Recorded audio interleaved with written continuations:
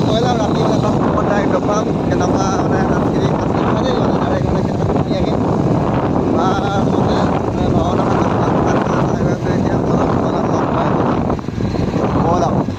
পালোহি মণিকাঞ্চন সাংস্কৃতিক মঞ্চ ৰমৰীয়া অঞ্চলত দেখিলা এবাৰ চাই দে আকৌ চাই বুলি কয় দে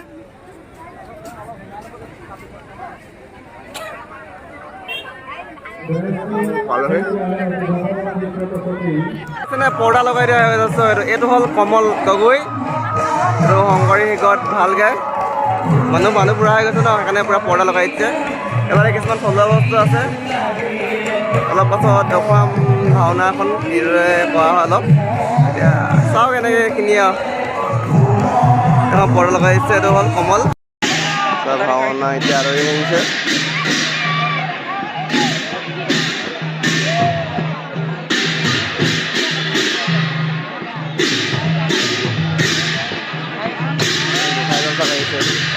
নি গুৰুজন আহিছে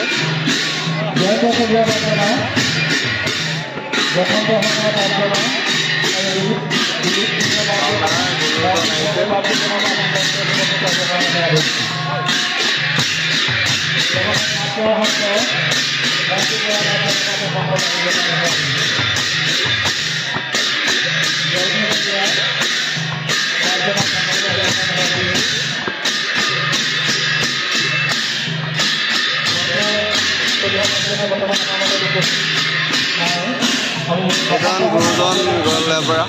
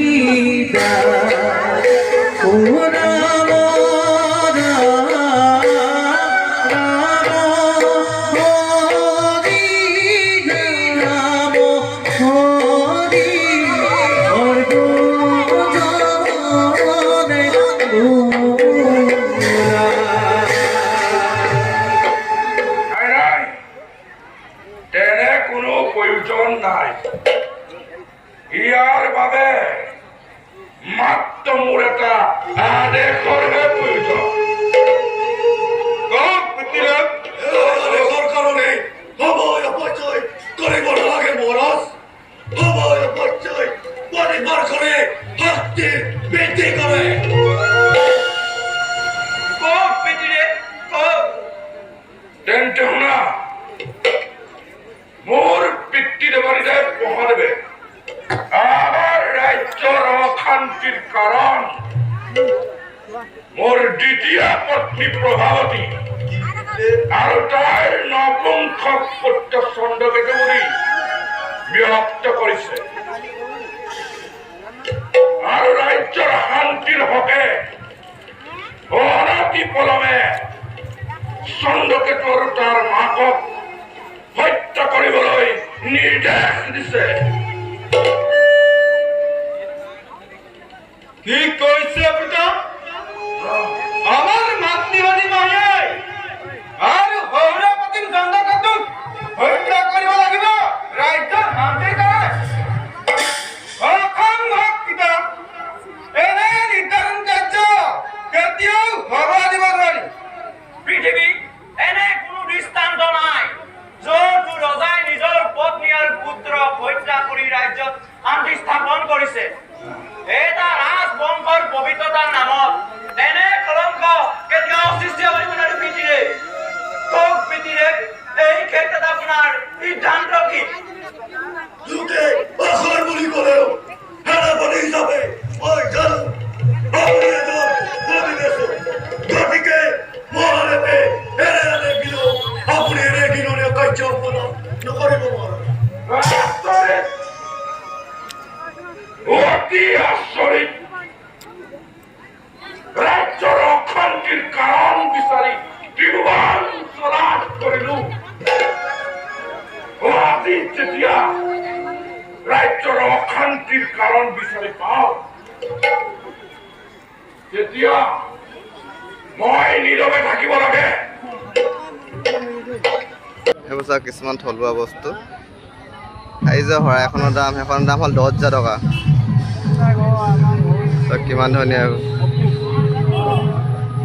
এইবোৰ চাওক, একদম কাঠৰে নিৰ্মাণিত বস্তু। ভাওনাখন ৰমৰীয়া অঞ্চলৰ মণিকাঞ্চন এইকেইটা লগৰকেইটা চা, ঐ হাই বুলি কয় দে। আৰু কিবা মণিকাঞ্চন আৰু কিবা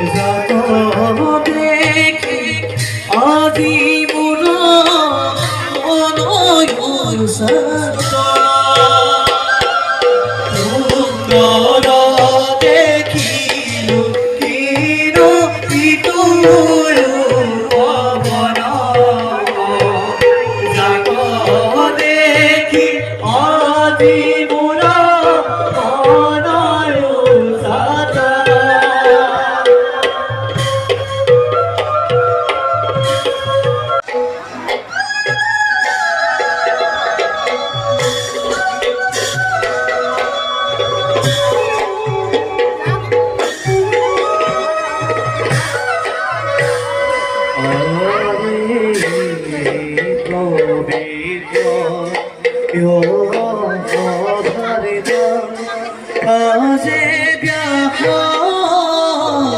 হৰি বৰ হৰি